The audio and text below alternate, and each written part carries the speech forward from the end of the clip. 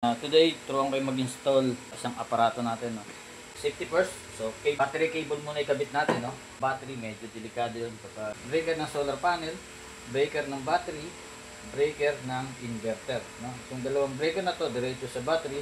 Kaya dalawa yung positive natin, then dalawa rin yung negative natin. Okay? Solar panel, meron naman color coding yan. Red is positive, black is negative. Parehas yan. Tingnan para di kayo malitaw. Let lighting. Cable, okay. So, kahit anong brand is red, the negative sign is black. So, better make then this 100Ah battery. So, battery cable yan, nakigagalaw battery para yan sa MPPT, sa battery para sa inverter. Solar panel na lang, no?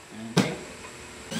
So, yan. Ganun lang ang pag-install natin ng aparato. Ready na yan. Power natin ang battery. Power mo yung solar panel. Kailangan magkaroon ng reading. Okay. 3 watts na ngayon, no? Double tayo dito sa LBD.